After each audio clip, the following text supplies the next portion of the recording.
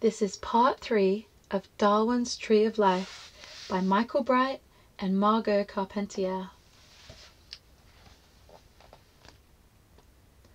First animals with backbones.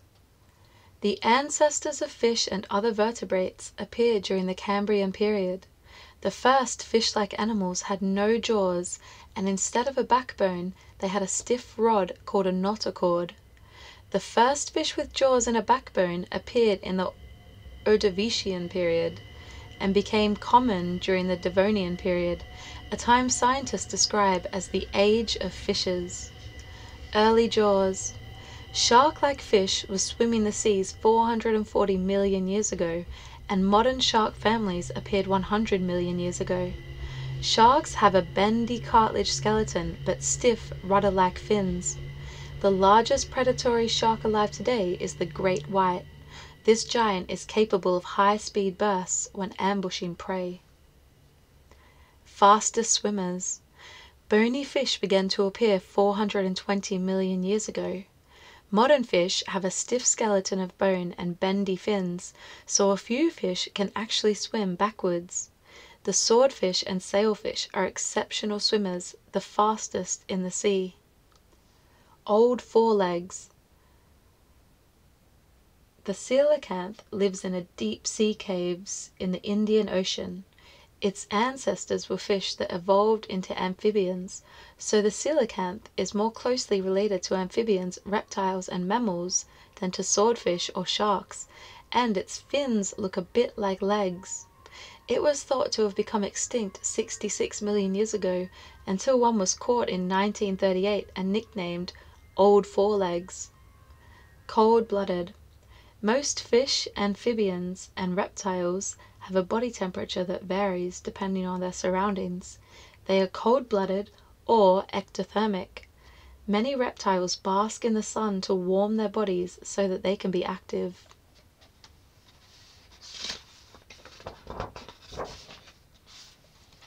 Onto the land. During the Devonian period, amphibians evolved from fish. Fish fins became legs and swim bladders became lungs. Today, many amphibians spend the early part of their life in water, first as eggs and then as larvae, such as tadpoles.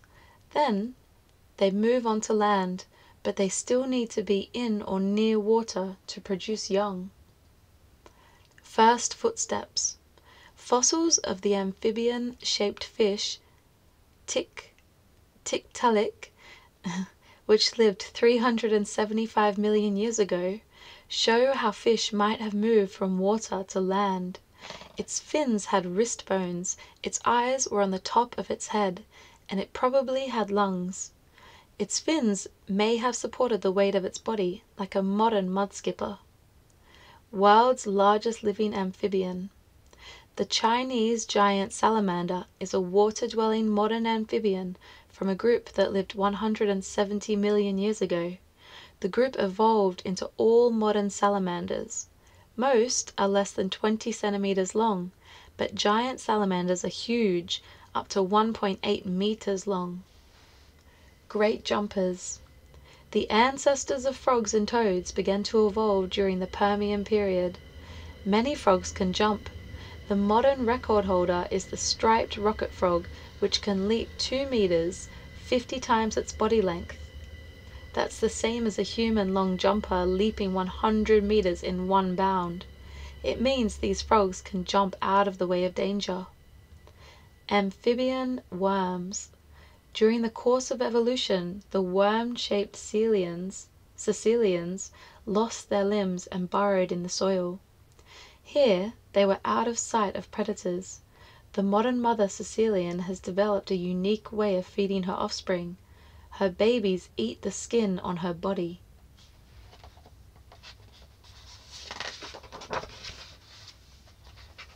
Age of reptiles. Reptiles had small lizard-like beginnings in steamy Carboniferous swamps. They had a huge advantage over amphibians because reptile eggs could be laid on land. Eventually, during the Jurassic and Cretaceous periods, reptiles came to dominate the earth. On land, there were dinosaurs. In the oceans were ichthyosaurs, plesiosaurs, and mosasaurs.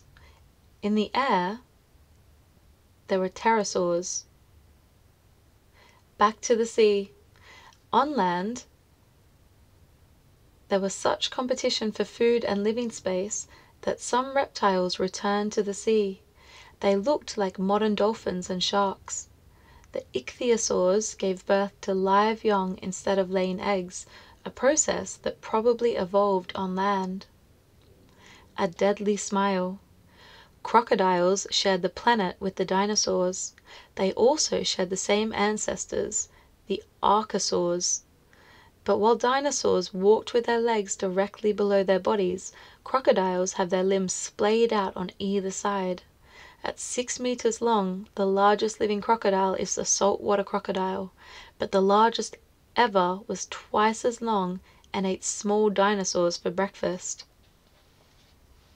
Fast-track evolution. Lizards can evolve super fast.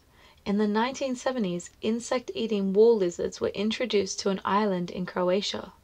They quickly adapted to a habitat with many plants but few insects. They evolved a gut to process plant material and a stronger bite to harvest it. Such changes would be expected to take millions of years, but these lizards made them in just 30 years. Open wide. Snakes evolved from ancient lizards about 130 million years ago. Modern snakes have more joints and stretchy ligaments in their skull than lizards and crocodiles. This enables them to open their mouths wider and swallow bigger prey. A large African rock python can swallow a small antelope whole. Giant turtles. The first sea turtle fossils date from 157 million years ago. The world's largest living turtle is the leatherback sea turtle. It's up to 2 meters long, but its extinct Cretaceous relative, Archelon, was 3 times bigger.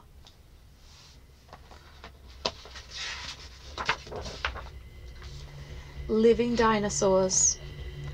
Birds evolved from meat-eating dinosaurs that stood upright on 2 legs. Some dinosaurs had feathers, which evolved from reptile scales. To become birds, dinosaurs shrank, and some of the smaller ones could fly or glide.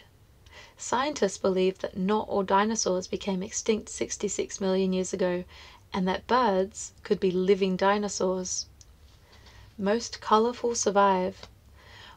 All birds are warm-blooded and have several different types of feathers, which enable birds to fly and keep warm. Feathers can also help to camouflage or to stand out in colorful displays. Male birds of paradise have spectacular feathers to attract females. The female chooses the male with the brightest feathers. Flightless bird.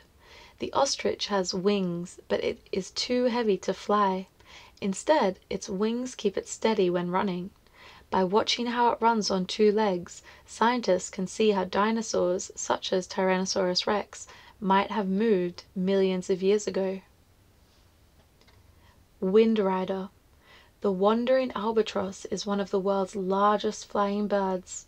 It has evolved long, narrow wings like a glider. It can soar on the wind without having to flap its wings, so it uses little energy and can fly great distances in search of food. Back to the sea. About 60 million years ago, penguins returned to the sea. Their wings evolved into flippers. The emperor penguin uses its flippers to fly underwater. It is the deepest diving bird, occasionally diving to depths of 565 meters. The deeper it dives, the fewer competitors it has for the fish and squid it catches.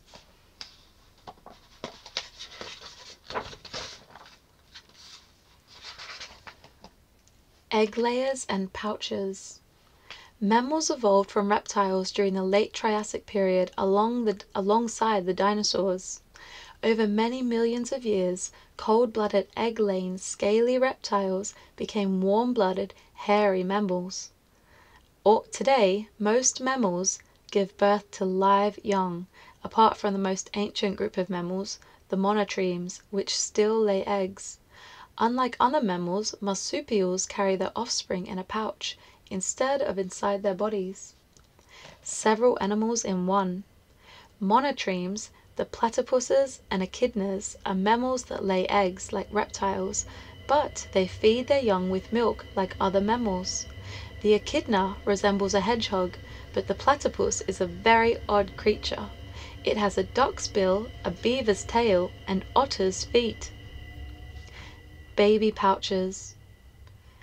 Baby marsupials are known as joeys. Marsupials nurture their joeys in the mother's special pouch. Joeys are born when they are the size of a peanut shell. They clamber into the pouch and attach to a nipple that gives them milk. A joey can grow quite large before it leaves the pouch.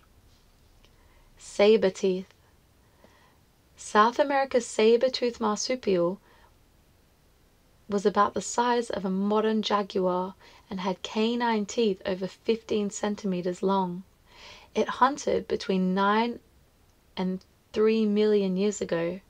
It didn't have a strong bite, but having brought down its prey, its large teeth were used to make deep bites to the underside of the neck. Killer jaws. The Tasmanian devil is the largest living meat-eating marsupial. It has powerful jaws strong enough to bite through bones. The animal is famous for its fierce, blood-curdling snarls and violent rages, which is why early settlers named it the devil.